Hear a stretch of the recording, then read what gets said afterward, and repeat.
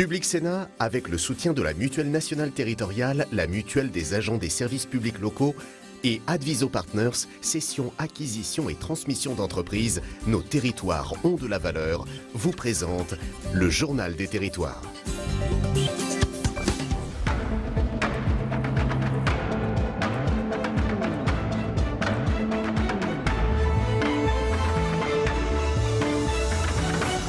Bonjour à tous et bienvenue dans cette édition avec la presse quotidienne régionale, les télés locales de France et le réseau Via Télévision qui sont nos partenaires, les Indés Radio, 130 radios territoriales également et TV5 Monde. 3 parties dans cette émission, dans un instant le JT des territoires que je vais vous présenter, puis après la météo, l'invité de Territoire d'Info. Aujourd'hui c'est Frédéric Pechnard, le candidat sur la liste des Républicains aux Européennes qui sera notre invité. Enfin, dernière partie de cette édition avec l'actualité parlementaire. Tout de suite c'est le JT des territoires, on s'y retrouve dans un tout petit instant. Bonjour à ceux qui nous rejoignent. On sera en Occitanie pour démarrer ce journal télévisé des territoires où un office public de la langue catalane va voir le jour. Le projet avait été annoncé en 2016, mais cette fois il a été officiellement validé. Le nouvel office verra bien donc le jour sur le campus de l'Université de Perpignan. Les présidentes de la région Occitanie et du département des Pyrénées-Orientales l'ont annoncé lors d'une conférence de presse en précisant que l'État avait donné son accord pour une participation de 100 000 €, ce qui boucle le budget global du nouvel office estimé à 450 000 €. Il devrait démarrer ses activités à une date symbolique, la Saint-Jean, le 23 juin prochain. Et Olivier Roiran pour Via Occitanie nous le raconte. Le projet avait été annoncé en 2016, mais cette fois il a été officiellement validé ce vendredi. Le nouvel office public de la langue catalane verra bien le jour sur le campus de l'Université de Perpignan.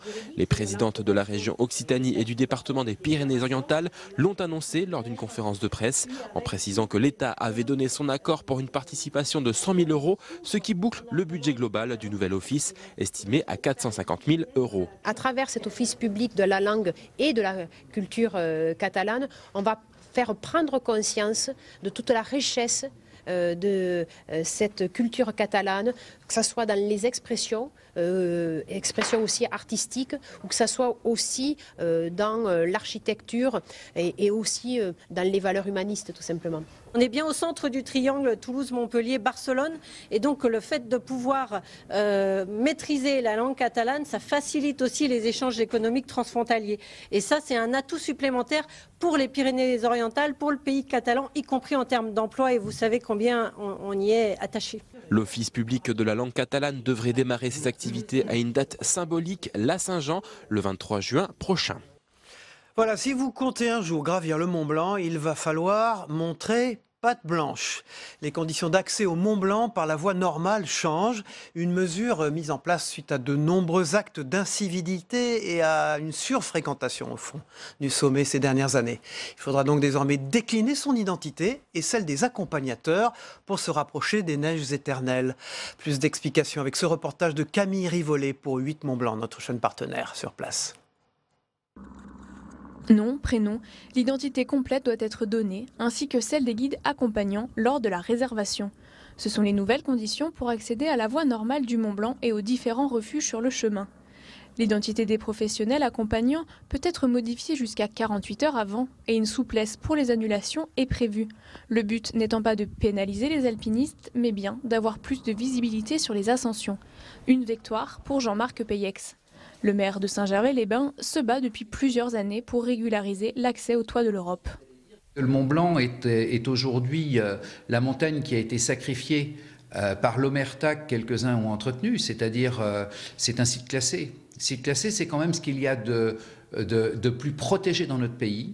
Eh bien, c'est ce qui a été le moins respecté dans notre pays, parce qu'il y avait des intérêts qui faisaient que, eh bien, le Mont Blanc, cette image-là, elle a fait en sorte que aujourd'hui, c'est une montagne qui a été salie, irrespectée, et il est temps de revenir à l'essentiel, c'est-à-dire à respecter le Mont Blanc, et c'est simplement ce qu'on veut faire. 450 demandes qui se bousculent chaque jour.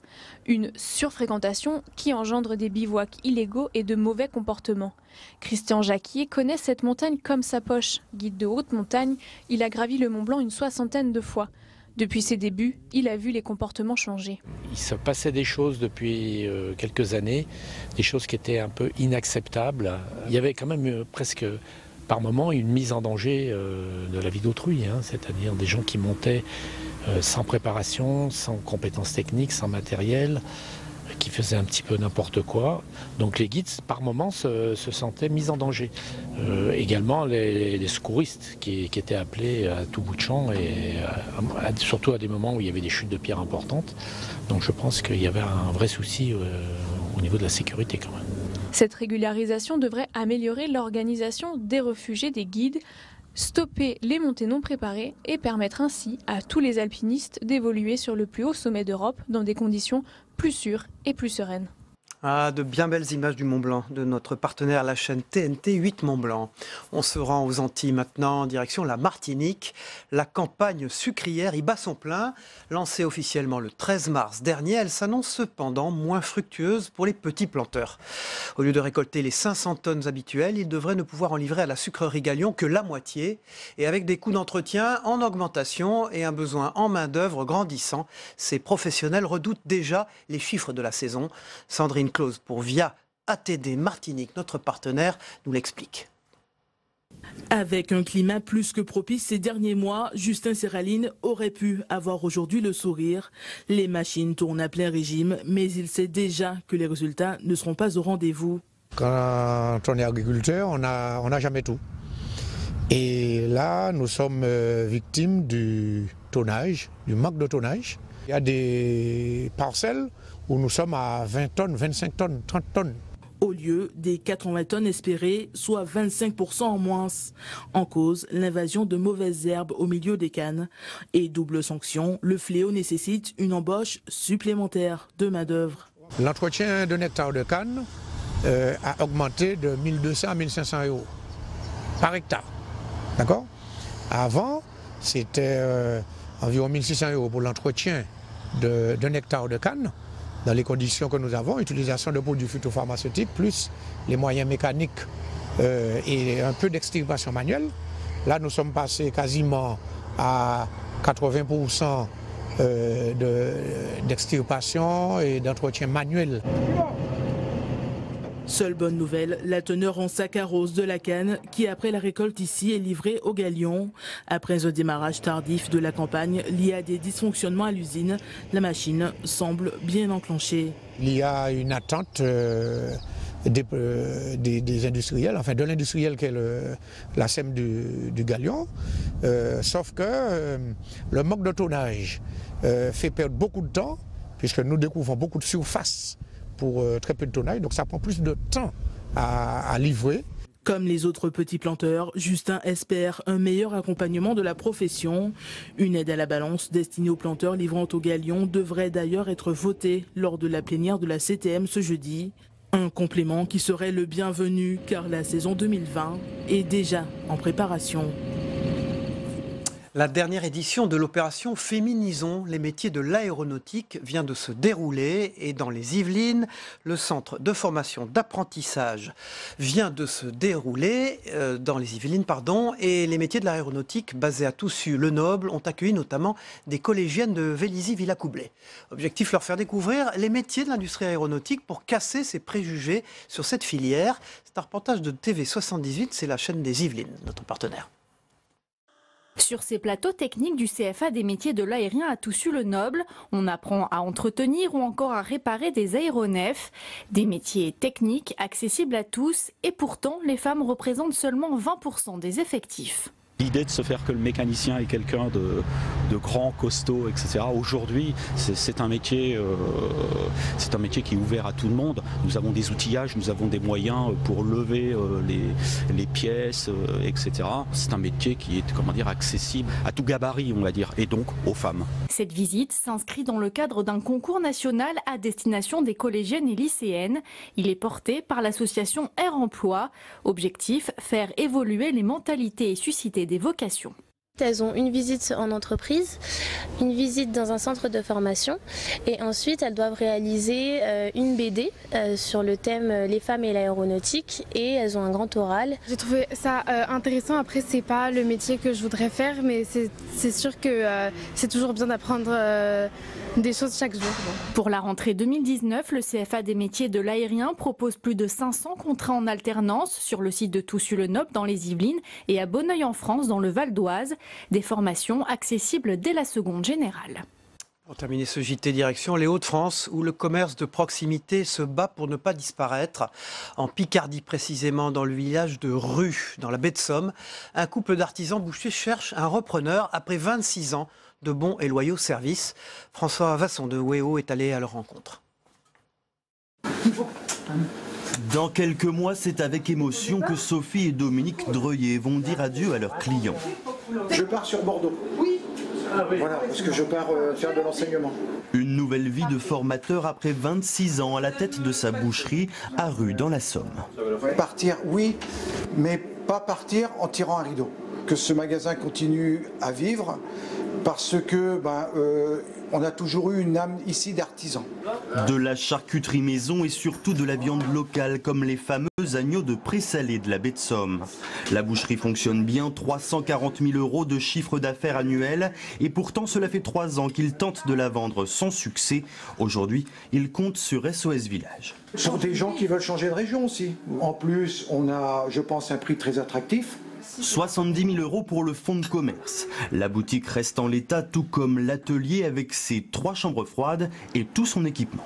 Le piano, l'autoclave pour faire ses conserves, le personnel, tout est là, tout est en activité. Il peut reprendre, se mettre dès demain, il peut travailler. Et du travail, il y en a. Avec son beffroi classé et ses petites ruelles aux maisons médiévales, la commune de Rue compte 3000 habitants attachés au commerce de proximité. On vient chercher la viande et on vient chercher autre chose avec. La chaleur humaine est très importante. On attend qu'il y ait des repreneurs surtout. Voilà. Parce que c'est vrai qu'il fait de la bonne charcuterie, de la bonne viande, quoi. Donc on a nos habitudes. L'annonce comprend également un logement attenant de 120 mètres carrés, le loyer 1100 € par mois. Dernier argument de taille, Rue se situe à 10 minutes seulement de la baie de Somme, qui, rappelons-le, est la plus belle baie du monde. Voilà, on poursuit ce JT avec dans un instant la revue des unes de la presse quotidienne régionale, puis le club de la presse, Patrice Moyon, Jean-François Beige aujourd'hui. A tout de suite.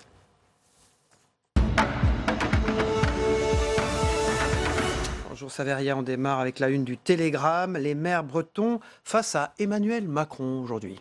Plus de 1000 maires se donnent rendez-vous à Saint-Brieuc aujourd'hui pour les premières assises des maires de la région. Ils seront face au président de la République qui a fait le déplacement.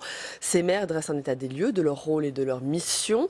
Ils entendent aussi faire des propositions au chef de l'État. Il y aura 3 grandes thématiques principales, le haut débit, la fibre optique, les rapports entre les communes et l'intercommunalité et enfin les relations État commune. Contrairement à certains de ses précédents débats marathon, Emmanuel Macron n'a prévu de ne rester cette fois que 2 heures sur place, dernière étape de son Tour de France. Dans le cadre du grand débat, le président se rendra ensuite en Corse demain. On y revient dans un instant dans le club de la presse avec Patrice Moyon de Ouest France qui est sur ce plateau. À la une de la Voix du Nord, les déserts médicaux, une lutte sans fin. Point d'interrogation. À quand la fin des déserts médicaux? Pendant les 2 mois du grand débat national, des sujets plus que d'autres ont émergé des réunions publiques. La Voix du Nord a décidé de les décrypter. Aujourd'hui, les déserts médicaux, ce sont ces territoires où les professionnels de santé manquent, à commencer par les généralistes. Dans une tribune adressée à la presse régionale, la ministre de la Santé, Agnès Buzyn, confirme qu'elle ne suivra pas une idée fortement avancée dans le grand débat, obliger les médecins à s'installer là où il en manque. Face aux déserts médicaux, elle maintient et explique sa loi santé. Répartir la pénurie de médecins est impossible, dit la ministre. Il manque des médecins dans toutes les spécialités et sur tous les territoires. Les mesures coercitives ont par ailleurs échoué dans tous les pays qui les ont essayés, que ce soit en Allemagne, au Danemark ou encore au Canada, explique la ministre Agnès Buzyn. Et puis encore la Marseillaise qui enquête sur les marchands de sommeil. 520 € pour un garage transformé en studio de 17 mètres carrés. Jennifer, 22 ans, emménage en mai 2018 sans état des lieux dans ce studio. Un studio loué par André Malray qui est adjoint en charge du patrimoine à Marseille, un endroit insalubre, rongé par les champignons. Depuis, Jennifer a signalé l'insalubrité aux services municipaux. Elle ne paye plus son loyer. André Malraux s'est dit effaré par l'ampleur prise par cette affaire dans laquelle il s'estime irréprochable. Ça, c'est le genre d'histoire qui émerge de plus en plus à Marseille depuis le drame de la rue d'Aubagne en novembre dernier. Marseille est à l'instar de l'Île-de-France, plus exposée aux marchands de sommeil que d'autres territoires. À lire ce matin donc une grande enquête sur ces escrocs, un véritable système mis à jour dans les quartiers pauvres, en particulier les quartiers pauvres de la ville, pour enrichir donc les marchands de sommeil. Et puis à la une de l'Est éclair, ce sont les super radars dont on a parlé hier dans cette émission. Dans la bataille des radars, l'État n'a pas dit son dernier mot. Acculé sur le bord des routes depuis le début du mouvement des Gilets jaunes, le gouvernement s'apprête à passer à l'offensive. Alors que 75% des radars ont été détruits, 400 nouveaux radars vont bientôt être installés. Ils contrôlent la vitesse sur 8 voies. Ils peuvent verbaliser jusqu'à 32 voitures à la fois. Suréquipés, résistants, ultra performants, ces radars pourront aussi détecter si le conducteur téléphone ou bien ne porte pas de ceinture. Merci Saveria, on retourne en troisième partie pour l'actualité parlementaire dans cette édition. Tout de suite, c'est le Club de la Presse. Bonjour Patrice Moyon de Ouest France, merci d'être là ce matin. Et bonjour Jean-François Beige, vous êtes le rédacteur en chef du Courrier du Parlement. Merci d'être là ce matin Jean-François. Emmanuel Macron est aujourd'hui à Saint-Brieuc, il vient assister aux assises des maires de Bretagne. Il s'est greffé sur cette manifestation qui avait lieu, qui de toute façon aurait eu lieu, Patrice Moyon. Et puis c'est une forme de clôture du grand débat là, qui commence. Oui, alors une étape probablement plus confortable que celle qui attend ensuite Emmanuel Macron en Corse. Où on a déjà promis une journée île morte. Là, les maires bretons ont procédé à une enquête auprès de 1200 maires pour savoir un petit peu ce qui devait bouger aujourd'hui dans l'organisation administrative française. Il y a une grande attente des Bretons depuis très longtemps pour plus de souplesse, le droit à l'expérimentation. Ce qui ressort également, c'est avoir un interlocuteur unique avec l'État. Plus de marge de manœuvre. Alors, analyse aussi des contributions du grand débat qui arrive, c'est à la une à droite, dans la une de Ouest France. Ces analyses, alors on sait que le nombre de contributions est énorme, près d'1,5 million de contributions. Oui, 1,5 million de contributions. Voilà, comment ça va se passer ces analyses? Alors, ça va remonter, ça y est, il y a je crois lundi, une grande manifestation prévue au Grand Palais, d'après ce qu'on a appris, avec le Premier ministre, les membres du gouvernement, les garants du grand débat aussi national qui seront là. C'est un show. Remonter les contributions. C'est un grand show de remonter les contributions et le plus difficile c'est maintenant, c'est-à-dire comment on va procéder aux arbitrages, quelles vont être les grandes lignes qui vont ressortir, sachant cette fameuse sortie du grand débat. Cette fameuse sortie du grand débat qui est compliquée aussi par un contexte économique marqué par le ralentissement, un contexte aussi de tension internationale et avec des Français qui attendent des solutions concrètes. Or, on sait que sur un certain nombre de sujets, il faudra du temps avant d'avoir des solutions. Jean-François Beige, c'est la bonne méthode, ça? C'est 1000 maires face à Emmanuel Macron aujourd'hui, et puis ces contributions qui remontent. Dans les contributions, comme le dit mon confrère, les gens ont mis des choses extrêmement précises, très concrètes, à risque d'être déçus, parce que ça va quand même, la réponse va être assez globale, mais dans le domaine de ce qu'on pourrait appeler le retour au bon sens. Il y a beaucoup de choses à dire et à faire dans ce pays, certainement, dans le retour à la proximité, ce que demandent les maires, en fait, on peut y arriver. Le problème de ces contributions, c'est qu'elles sont... les gens ne vont pas croire que ce sont leurs propos qui sont retranscrits. Je ne sais pas comment ça va être fait. On ne sait pas, personne ne le sait d'ailleurs. Quelle forme ça va prendre. Et il faut bien voir que la crise des Gilets jaunes, elle s'est glissée dans une période où nous n'avions pas d'élection, puisqu'on a eu une grande période, une grande plage sans élection, ce qui est très rare dans notre pays, dans le calendrier politique de notre pays. Et là, on va arriver dans une phase avec les européennes, mais tout de suite après la campagne des municipales qui a déjà commencé à beaucoup d'endroits, les sénatoriales qu'il ne faut pas sous-estimer, surtout dans cette maison, et puis on va être très vite dans les primaires présidentielles, etc. Donc est-ce que cette plage de grands débats, de manifestations, de colère populaire va être complètement noyée après dans les combats électoraux, le retour des combats électoraux classiques? Ça, c'est vraiment la question. C'est le retour sur Terre, et puis avec deux grandes réformes aussi qui se profilent. C'est sur Terre, oui. les collectivités, la fonction publique territoriale et les retraites. Donc deux grandes réformes qui peuvent aussi amorcer de nouvelles contestations en France. Oui, puis il y a des choses, par exemple, excusez-moi, mais quand on voit par exemple qu'il y a le point de départ de la crise, ça a été la hausse des prix des carburants, et qu'on voit qu'on va avoir une très forte hausse de l'ordre de 5-6% de l'énergie, de l'électricité en juin, on s'aperçoit quand même que ce qu'on lâche d'un côté, on le reprend de l'autre. Oui, et puis le retour à un pouvoir d'achat un peu valorisé n'est pas trop à l'ordre du jour. La forme de cette restitution donc des idées qui auront émergé de ce grand débat, donc le Grand Palais, le Premier ministre, 600 maires, les maires, sans doute certains élus, des maires, des députés. Est-ce que c'est pas un peu les grands garants aussi du grand débat? Est-ce que c'est pas un peu institutionnel? Comment faire plus, entre guillemets, populaire, plus proche des gens? C'est le Premier ministre, là, en plus. Ça ne sera pas le Président de la République qu'on va voir en première ligne. Le Premier ministre qui a été un tout petit peu en retrait dans cette affaire. La critique du début du processus du grand débat, on arrive à la fin et cette critique, elle ne s'est pas évaporée. C'est-à-dire que on veut être entendu par le président, mais il n'y a que lui qui parle. Alors, c'est un peu injuste parce que c'est quand même très bien qu'il descende dans l'arène et qu'il vienne et qu'il s'explique. Il s'explique beaucoup. Mais les gens ont l'impression que c'est lui qui parle et qu'eux-mêmes ne sont pas entendus. Là en l'occurrence, ce sera le Premier ministre. Lundi. Voilà. Bah oui, enfin, c'est l'exécutif. On peut penser qu'entre M. Macron et M. Philippe, il n'y a pas l'épaisseur d'une feuille de papier à cigarette. C'est vrai ça, Patrice Moyon? Je ne sais pas. En tout cas, ce qui est sûr, c'est que le président de la République s'est beaucoup exposé tout au cours de ce grand débat. Et donc, il n'y a pas de... c'est pas le Premier ministre qui est en première ligne, c'est bien lui. Donc si la contestation devait redémarrer, la situation pour Emmanuel Macron serait très vite très compliquée. Voilà, donc ces 1000 maires bretons face à Emmanuel Macron aujourd'hui aux Assises des maires en Bretagne, et puis dans Ouest France, les analyses des contributions au grand débat qui arrivent. Dans Ouest France également, 21 tours du monde, et vous titrez « Et la Bretagne pour boussole pour » Jean-Yves Le Drian. Jean-Yves Le Drian, qui effectivement était à New York pour présider le Conseil de sécurité.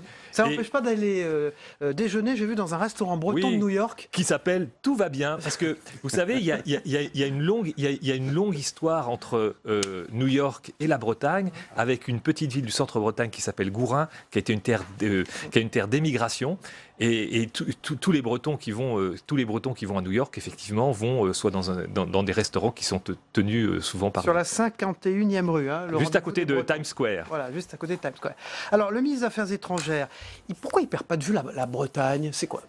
C'est ses racines, c'est aussi l'histoire de son parcours politique. Oui, alors... Mais là, il est à l'ONU pour des tas de réunions, vous avez vu, qui s'enchaînent les unes après les autres. Pourtant, la Bretagne reste dans son esprit. Alors, ce qui caractérise Jean-Yves Le Drian, c'est qu'il ne perd jamais de vue la Bretagne. Il dit, c'est une manière pour moi de garder les pieds dans la glaise. Je pense que c'est aussi... Il y a une méfiance par rapport l'écosystème parisien. Il veut... L'establishment. Voilà, exactement. Jean-Yves Le Drian, Jean-François Beige, vous le connaissez, vous le suivez depuis des années, vous êtes à la tête du Courrier du Parlement. C'est un personnage un peu atypique dans ce gouvernement d'ailleurs. Oui, mais en réalité, c'est un homme très consciencieux et qui d'ailleurs dure depuis très longtemps. Et dans la Macronie, où il y a tous ces jeunes spécialistes, il est parfaitement... Parfois, il fait partie des menhirs. On l'appelle le menhir d'ailleurs, je crois. On l'appelle le menhir. C'est aussi un homme de réseau extraordinaire. C'est sans doute dans le gouvernement l'homme qui a le plus de réseaux nationaux et internationaux, puisque avant même d'être au Quai d'Orsay, il avait une conception très internationale de son rôle de ministre de la Défense. C'est-à-dire, donc il y a une certaine envergure de personnage quand même. On l'appelle le menhir, pourquoi? Parce que, breton bien sûr, mais parce que quoi? Il est insubmersible, c'est ça? Parce que effectivement, c'est quelqu'un de solide, granitique. Il a un très long parcours politique en Bretagne. La Bretagne, c'est aussi une terre de Macronie. C'est une région qui avait soutenu Emmanuel Macron. Et c'est aussi un décentralisateur. C'est quelqu'un qui, je pense, reste très proche des réalités locales. Il pense que c'est la condition pour survivre en politique. Ça en fait un Premier ministre possible, comme on dit quelquefois. Ah oui, voire plus. Mais enfin bon, je ne pense pas en plus. Alors il a cette qualité, c'est que lui, le prurit présidentiel ne l'a jamais démangé. Mais c'est vrai qu'il a tout à fait le profil, on l'a souvent dit, d'un Premier ministre en tout cas. Mais je pense qu'il n'est pas trop tenté par la présidentielle. Voilà, il a fort à faire en ce moment, en tout cas avec les questions liées à l'Algérie. On y reviendra dans la deuxième partie de cette émission avec vous. Messieurs, Patrice Moyon de Ouest France et Jean-François Beige qui dirige la rédaction du Courrier du Parlement. On va regarder tout de suite ensemble la météo des territoires de Gilles Mourou avec le temps qu'il fait en France. Vous allez voir, ça se refroidit et on se retrouve après. La météo vous est présentée par l'Assemblée des départements de France.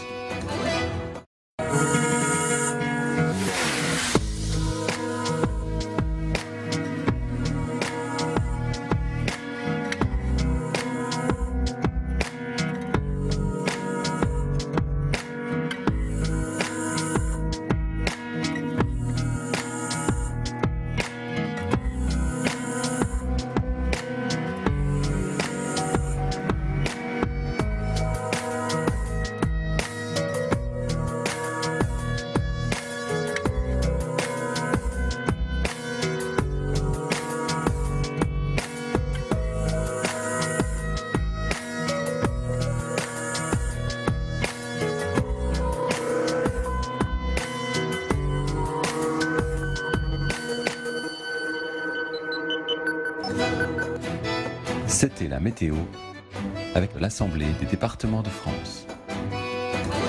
Voilà, avant de retrouver dans quelques instants notre invité politique en direct sur ce plateau, Frédéric Pechnard, qui est candidat sur la liste des Républicains aux Européennes. On va regarder ce qui se passe du côté du monde, ce que vous devez retenir en quelques minutes de l'actualité du monde par TV5 Monde, notre partenaire. On part en Algérie, bien sûr, où l'armée a précipité la démission du président Bouteflika. On en parlera en deuxième partie de cette émission, malgré la résistance de son entourage. Et puis le Brexit, elle demande un nouveau délai à l'Union européenne pour sortir de l'impasse. La première ministre britannique Theresa May propose un plan au leader de l'opposition, Jeremy Corbyn. On regarde ensemble, on se retrouve après avec l'invité politique.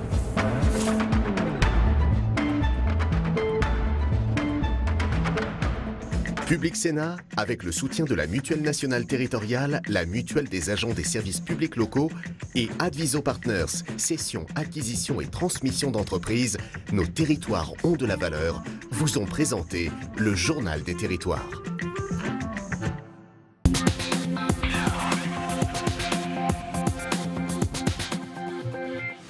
Tard dans la nuit, la télévision d'État a diffusé les images du président algérien remettant sa démission au président du Conseil constitutionnel.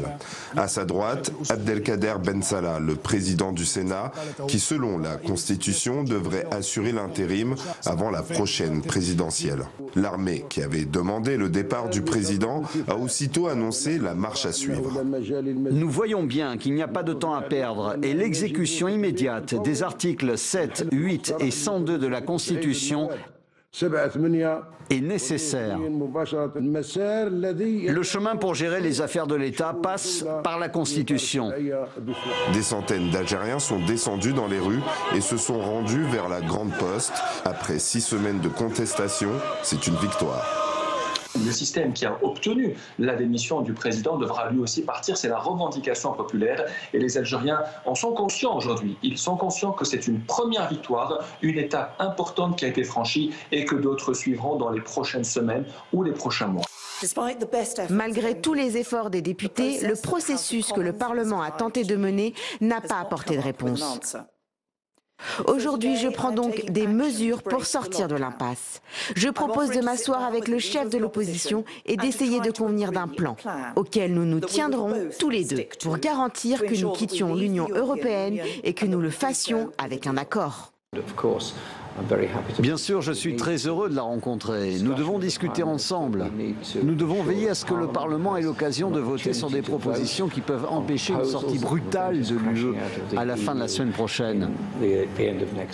Plus Donald Trump multiplie les menaces de fermer la frontière mexicaine et plus les demandeurs d'asile affluent pour tenter leur chance avant qu'il ne soit trop tard. Mais ce sont les Américains qui ont le plus à perdre. De nombreuses entreprises ont massivement délocalisé au Mexique pour profiter de la main-d'œuvre bon marché.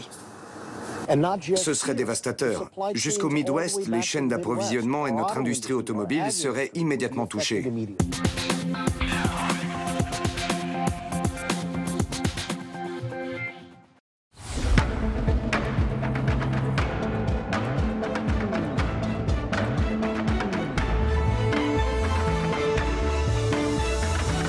Voilà, on poursuit cette émission avec